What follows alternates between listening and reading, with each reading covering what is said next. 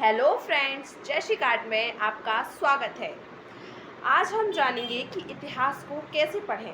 इतिहास जो सबके लिए एक बोरिंग सा सब्जेक्ट लगता है, उसे हम कैसे पढ़ें कि वो हमारे लिए इंटरेस्टिंग बन जाए।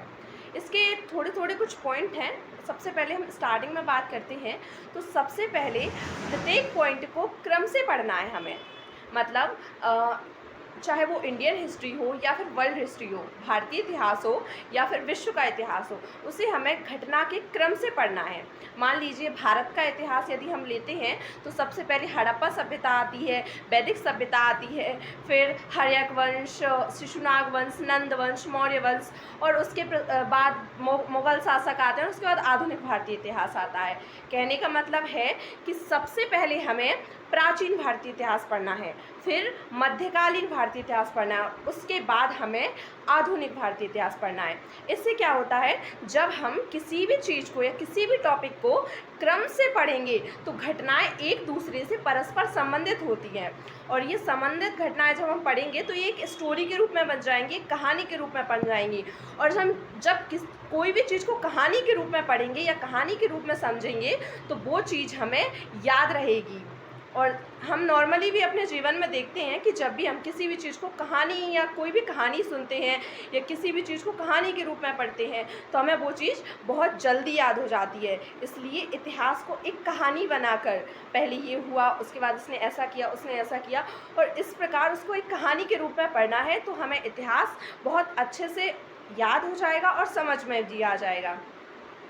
अब हम सेकंड जो बात करते हैं वो है, हमें इतिहास को मैप या कोई चित्र दिया है तो हमें उसके द्वारा समझ के पढ़ना है।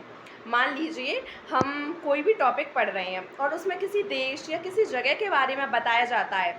अब यदि हमें उस जगह की भौगोलिक स्थिति के बारे में पता नहीं होगा तो हम उसको उतने अच्छे से नहीं समझ पाएंगे। इसको हम एक उदाहरण से समझते हैं। जैसे कि हमने सुना है कि वास्को डी गामा पुर्तगाल से था और वह भारत आया, उसने भारत की खोज की और वह समुद्री मार्ग के द्वारा भारत आया।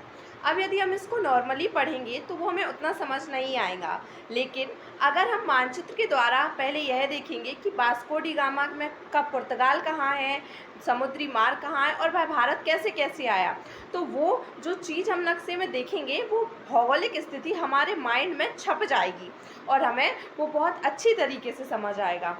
और इतिहास को पढ़ने का, समझने का एक और तरीका है डेट।